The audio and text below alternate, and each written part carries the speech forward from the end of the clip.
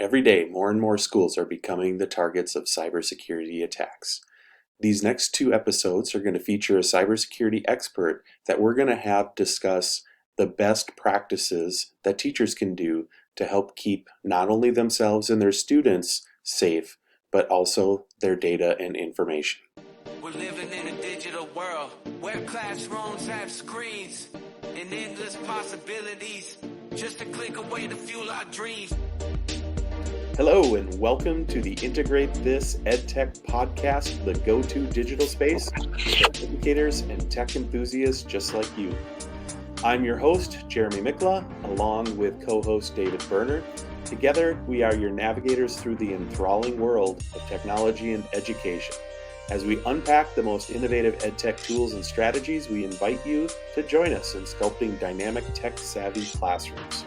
Poised for today's digital learning odyssey, then let's plunge into the depths of innovation. Last week, we continued our Google Essentials series by highlighting our top picks from Google Slides. This week, Jeremy and I are taking a break from the Google Essentials series because we have a special guest who is going to share with us cybersecurity tips for teachers. Not to worry, though, we will be returning to the series and we'll unveil our favorite features in Google Chrome next week. We'd love to hear about any tips you'd like to share with others, so please leave them in the comments below. And don't forget to join our growing community by subscribing, liking our videos, and staying tuned for more tech magic. Jeremy, why don't you handle the introductions? Thanks, David. Today, we have Nicole Pruden joining us for what is sure to be an important and informative interview. Nicole is the Network and Security Administrator for ECMECC. That's the organization I work for. Additionally, Nicole has presented at several conferences about teacher cybersecurity and is the only educational representative on the state of Minnesota's Cybersecurity Task Force. Nicole, welcome. Thanks for joining us. Thank you for having me. Awesome, Nicole. And David, I'm just going to kick it off here if that's okay. Nicole, I know you have quite the extensive resume here when it comes to cybersecurity. Why don't you help fill us in a little bit about, your background and your experience, especially as it relates to educational institutions? So I've been in technology roles since 2004, and joining ECMECC 6 years ago is kind of jumping into the deep end of the pool with cybersecurity in educational spaces. So with any technology role, there's a lot of flexibility and learning that's required. Cybersecurity being no different. Threats to schools and individuals are always changing and growing. What I do appreciate about the educational world is the collaboration. If someone has a security issue, they'll come together and talk about it, digest it, and we all kind of improve as a community from that. We're going to start here a little bit more in general about schools and then get to some specific things here for tips for teachers. But what would you say are some of the most common or most important threats or dangerous threats, perhaps, that schools face today when it comes to cybersecurity? Ultimately, I think when we narrow it down, the threats are data privacy, data access. So ransomware, that's the thing everybody will talk about. It'll be in the news, it'll be the hot clip of the day. But when you break it down, ransomware is data being destroyed, data being inaccessible, data being altered, data being shared with people who shouldn't have it, who want to steal your identity, who want to get your banking information and take money. Ultimately, if we protect that data, we help to lower those risks of it being exposed and used in a manner that makes us as a district be in the news and have to send those disclosure letters. And then breaking that trust in those individuals whose data we hold and are entrusted to protect. Nicole, have you seen over the last 6 years that you've been there and working with the educational institution, have you seen that there's been a lot of changes that have occurred over the last few years? Yes. At the end of the day, the risks are still kind of the same, but what's promising is the involvement from district as a whole around protecting their resources, protecting their systems, protecting that data, and starting to finally understand as a whole why some of these things have to be implemented, even though I will admit security can be a pain in the butt. Nobody wants to MFA when they just quick need to hop into their account and respond to that email. But at the end of the day, that couple second inconvenience is protecting you as a teacher, as a person, as, an adult who has a bank account and does things online from something bad happening where you have to, go fight with the bank because there's suspicious charges that resulted in a data breach that you were involved in. Um, Taking kind of that responsibility on yourself around kind of protecting yourself from that, the inconvenience that it may seem like there is in the moment is going to be worth it because the inconvenience that would happen if you don't take those measures are going to be a lot more significant. So let's think of this here as from the teacher perspective. What could a teacher do? What kind of role could they play in helping their district, helping their school maintain cybersecurity? So I like to say we all need to lead by example. We have children that look to us as, they kind of put us on this pedestal as being, ooh, they're an adult and I can't wait till I'm an adult and doing these things. So we have to lead by example. Even if you look at physical security and cybersecurity, we just need to be at that higher level, like not propping doors, not leaving our computers unlocked, um, not having weird things up when we're sharing our screens with the classroom, those types of things. And then we also need to be, and it doesn't have to just be teachers, just as people in general, kind of like take into consideration the alternative viewpoint. So if you're a teacher and your technology group comes to you and says, we're going to implement screen locks every 2 minutes, you're going to freak out, and I would freak out because 2 minutes is a little bit ridiculous. But kind of meeting in the middle and saying, hey, like, I understand we want screen locks because if there's a fire drill and I got to run out the door, then my computer is going to lock while we're dealing with that situation, which ultimately is protecting the data that you have access to. If you have passwords stored in your browser, anybody who gets on your computer when you don't have it locked now could go pull that down. Just the various things in thinking about that. So, like in the example, 2 minutes, okay, that's unreasonable, but like let's say 10 minutes. So maybe we compromise and meet in the middle. We're going to lock our screen 10 minutes. We know it's going to kind of be inconvenient, but we understand the logic behind it. Now, I also like to say if something is going to get in the way of doing like teacher's primary job is not to be secure and the best cybersecurity person in the world. Their job is to educate students. If the security mechanisms are getting in way of fulfilling that main goal, then we need to reevaluate how we implement those measures to making sure that we can succeed in our responsibilities. Yeah, I thought one really interesting thing that you had mentioned was, thinking about all the safety mechanisms we have in place for, different drills that we do for physical safety within the school districts.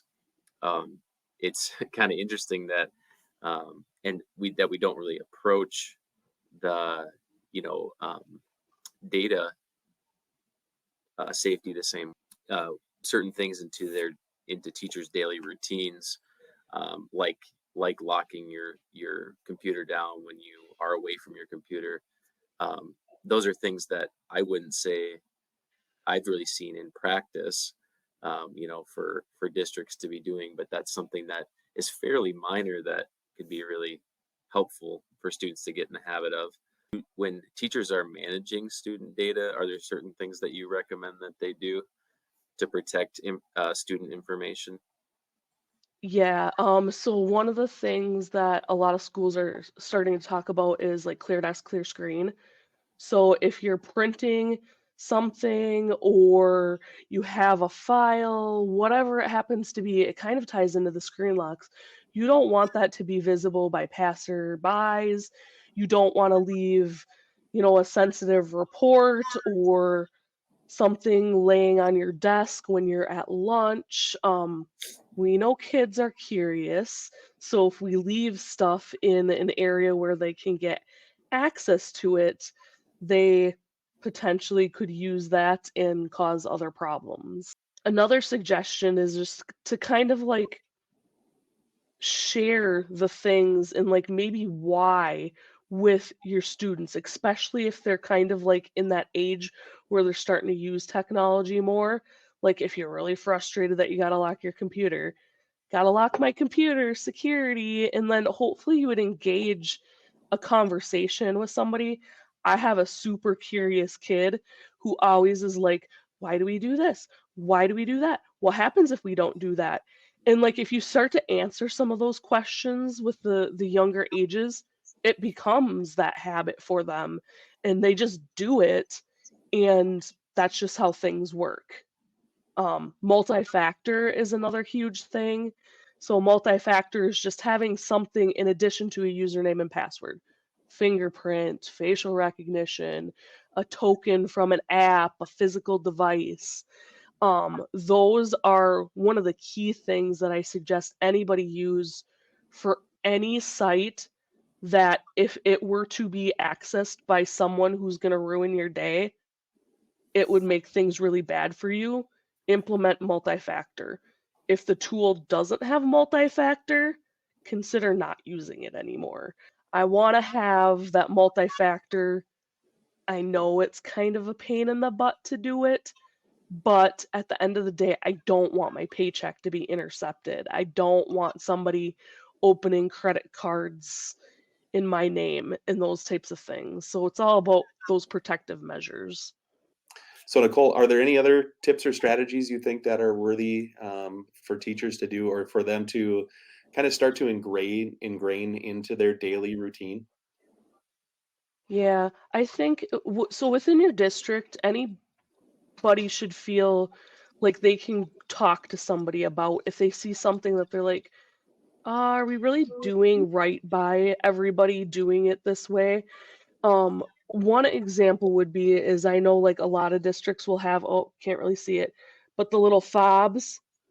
Okay, this is my token for me to get into the building, to print, to do various other things that authenticates me as, Nicole. Now, all right, so say I'm going to print, I'm going to hand this little guy to a student. There are devices in the world today that can copy that and mimic that. That device is tied to me. It needs to be used by just me. No matter how convenient it is to hand it off to a student, say, hey, go pick up my prints off the paper. They could potentially be getting access to doors in areas that they shouldn't, or various other things. So we need to protect all the things: logins, passwords, multi-factor tokens, badges, key cards. Um, Protect them. They're yours. They identify you. If someone were to take that and enter a door and then vandalize a building, it's going to appear that you did. Fortunately, cameras would prove that that's wrong, but then you're probably going to be questioned, why did you let someone use that to get into the building? Just don't even put yourself in the sticky situation. What do you think about passwords? Should teachers have one password for everything that they know they No. can remember? Or I'm setting you up. I know what you were going to say, but describe to me about password managers then, and whether they're good, and can a teacher get a cheap or a free one, assuming that their district isn't just going to buy everyone a password manager? Yeah, so there's a couple different ways to have secure passwords. Ultimately, in a perfect world, no site has the same password as another site. So that protects you if that site, so Facebook, we know Facebook's had breaches and disclosures and all that happy fun stuff. If you're using your Facebook username and password, even password, on another site, that's the first thing that someone is going to try when trying to get into your account. When breaches happen, that data ends up in databases, and that's what the bad people try to use to get into accounts. So the way I like, because I have a horrible memory, is a password manager, because then it stores all that stuff for me. I have to remember my password manager password, which is like one thing, and then that gives me access to thousands of other sites. And they're all super complicated, letters, numbers, look like hieroglyphics, which is great. So there are free tools, there are paid tools. Do your research, talk to a trusted friend, family member to see what they use and what they've had success with. Multi-factor your password manager. That's also a very good idea. If you feel like storing your passwords in a password manager is not a risk you're comfortable with, then passphrases is what they suggest, which is basically like an algorithm for creating a password. Now, I'll toss out examples. These aren't real world. It's not what I use, so don't try to hack my Facebook. But So like, nobody try. Yeah, don't try this. don't try this at home. So say, for example, give me a song lyric. Row, row, row your boat. No, I have kids. That's all I can think of right now. So I'm going to make my passphrase be row, row, row your boat. I'm going to change like the O's to zeros. I'm going to leave the spaces in there because spaces are a great thing. Now, not all sites will allow this, so you have to kind of know what you can work with. And then, so that's like the same everywhere. And then what I'm going to do is I'm going to like add something to the beginning or add something to the end that says row, row, row your book on Facebook, or row your boat on Facebook. So there's my Facebook password. Row, row, row your boat to my bank, or something like that. So now they're all unique. I don't have to remember ABC 123 exclamation mark tilde and all these weird characters. I just remember whatever I'm quoting, whatever phrase I want to use, and then what I append to it.